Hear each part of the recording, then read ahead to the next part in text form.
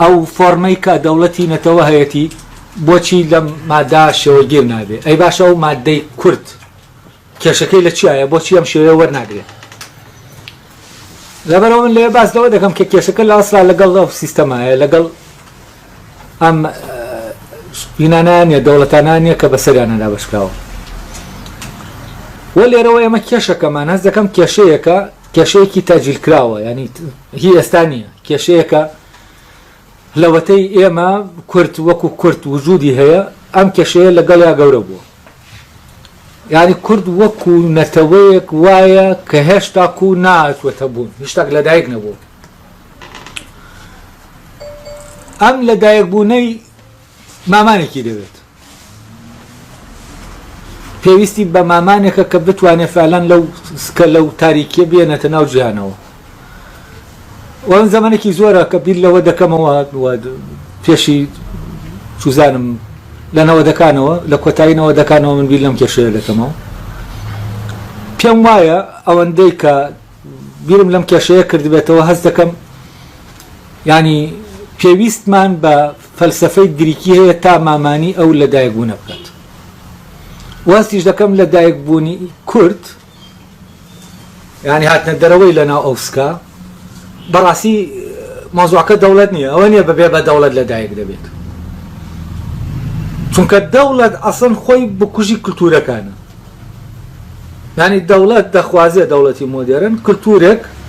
کۆمەڵە وەستا دروستیکەن ئەم کلتورە لەسەرەوە بسەپێنن بەسەر خەڵکە بەڵام کورد وەکو میلەتێک شوێنی پەیدابوونی هینەکانە کلتورەکانە هەر ئەم فرە کلتوریە کە لە ناوێما هەیە و بەردەوامیش ینی کلتوری تازە بەرەم دێت شتێکی ینی هێزێکی فعال لە ناو کووردا هەیە بۆ بەرەمهێنان بۆ داهێنانی کلتور ینی ئەمە کاتێککە بیر دەکەینەوە لە هەورامانێکی بچووکی وەکو کۆمەڵە لادێکە لەو شاخانن ئەو کلتورە گەورە دەوڵەمە نهاتوەتە دەرێ ئەمەمان بۆ دەردەکەوێت کە فعلەن هێزێکی کلتور داهێن لە ناو کووردا و هێزەکە لە ناو هەر میلەتێکە هەیە کلتورەکەی داهێناوە تا ئێستا بە فعالی ماوەتەوە و کار دەکات لەبەرەوە مەوزوعی دەوڵەت ئەو لەدایکبوونە نایەنە ئارەوە و ئێمە شتانێکی مامانێکی ترمان پێویستە بۆ لەدایکبوونەکە و گریک فەلسەفەی گریکی ئەم تێکستانی کە ئێستا دەیخوێنین و کە ئەمڕۆ وانەیەک لەو تێکستانە دەخوێنین مامانی ئەو حەزاراتانەی کردووە کە لە دوای خۆیەوە هاتوو ئەگەر گریک نەبووایە هەرگیز شتێکت بە ناوی حەزارەی ئیسلامی نەبوو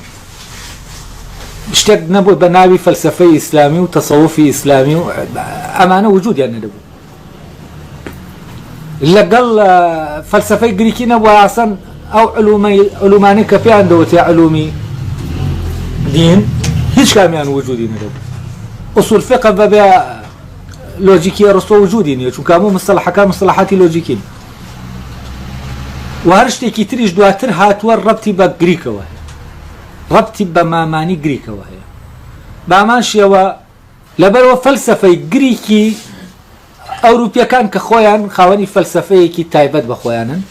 و لە دوو شوێن فەلسەفە بە معنە ڕاستەقینەکەی پیا بووە سەری هەڵداوە یەک گریک دوایەوە ئەوروپیەکان فۆرمێکی تازەیە نوێی ئەوروپیان بۆ فەلسەفە هێنایە ئاراوە لەگەڵ ئەوەشە فەلسەفەی گریکی مامانی ئەو حەزارەتە ئەوروپیەیە مامان لێرە بەو مستەلەحە سکولاتیە بەکاری دێنم کە لە مەوزوعی معرفە پێی وایە ئەگەر ژن منداڵێکی بایۆلۆژی و مادی بێ پیاو لای ئەو منداڵێکی هەیە ئەم منداڵێکی ڕۆحیە و مامانی دەوێت لێەوە ئەو دەڵێ من ئیشەکەم هەر وەکو دایکم وایە دایکم مامان بۆ منیش مامانم مامانی ئەوە مەوای دیایانەی هەیە لە ناو تۆ یارمەتیان دەدەم بێنە دەرێ جافعلەن فەلسەفەی گریکی خۆی نەکەر سوکرات هەر فەلسەفەی گریکی مامانێکە بۆ ئەوەی کە نەهاتووەتە دەرێ کۆمەکی بکات بێتە دەرێ و ئەوەی کە من دەڵێم کورد لە ناوسکی دایکایەتی مەبەستم لە جەستەکەی نیە مەبەستم لەو ئایدیایە کە هەیەی ئەو ئایدیای تەنانەت لەبارەی خۆیەوە هەیەی یعنی ئەمە هیچ تاکو تەسەووری خۆمان بەرامبەر ئەوەی کە کورد وەک ئایدیایەک تەسەورێک نییە هێشتا هێشتا ئەم تەسەوڕ لە ناو تاریکیایە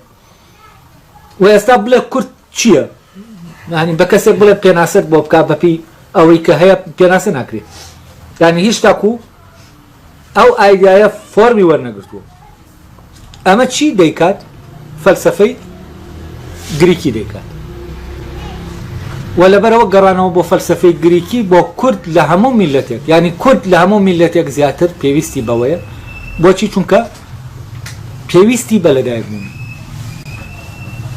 لە هەر لەمەوە کە ئەمە گرنگە. ئەو پرۆژەیە کە من دەسم پێ کردووە و بە هیوام لە داهاتووشە کەسانێکی تر بەشداری ئەو پرۆژەیە بکەن، چ لە وەرگێڕانی تێکستە گریکیەکان، چ لە لێکدانەوەیەکی کوردیانە، چونکە ئەو تێکستانە یعنی حتا فعلا بە کوردی نەدوێن کورد ناتوانێت بیان بیستێ بە کوردی دوانی ئەو تێکستانە، ینی ئەو کەسانەی کە دێن لێکدانەوە بۆ ئەو تێکستانە دەکەن دەبێت جارێکی تر بگەنەوە ئەو بیرکردنەوەیە، ینی نەک زمانەکە. تەرجەمەکردن ئاسانە تۆ لە زمانەوە بۆ زمان بیکەیت، بەس گەڕانەوە بۆ بنەمای ئەو فکرانە،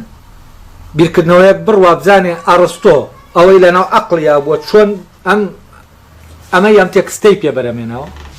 ئەمە سەختە. بەڵام لەگەڵەوە شاتا ئێمە نەتوانین، ینی بیرکردنەوەی ئێمە نەگاتە ئەو شوێنە، ئێمە ناتوانین وا بکەین فەلسەفەی گریکی بە کوردی لەگەڵمانە بدوێ. بە کوردی لەگەڵمانە بدوێ ینی چی؟ ینی بە شێوازێکی کوردیانە ئەو ئایدیایانە جارێکی تر بێنێتەوە ئارە. کاتێک کوردیانە دووە ئەو کاتێ ئێمە مەیل پەیا دەکەین بۆ خوێندنەوەی، ئەو کاتێ ئێمە حەز بە خوێندنەوەی دەکەین چونکە لەگەڵ ئێمە دەدوێت.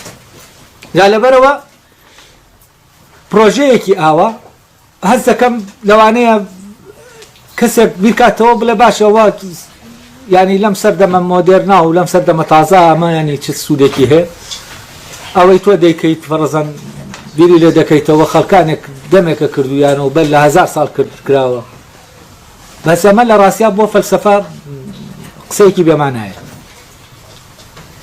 و تا ئێستاش ئەوروپا ناتوانێت خۆی لە هەر مەجالێک لە مەجالەکانی زانستا بەبێ ئەڕستۆ ناتوانێت قسە بکە. یەکەم جار کە باسی قانون دەکات دەبێت باسی قەوانینی ئەفلاتون و باسی سیاسی ئەرستۆ بکە، باسی ئەخلاق دەکات هەر دەبێت بگەرێتەوە بۆ، باسی ئیستاتیکا دەکات هەر دەبێت بگەرێتەوە بۆ ئەو، یعنی بە ناچاری تۆ دەبێت بگەرێتەوە بۆ گریک. جا لێرەوە فەلسەفەی گریکی زەرورەتێکە بۆ ئێمە.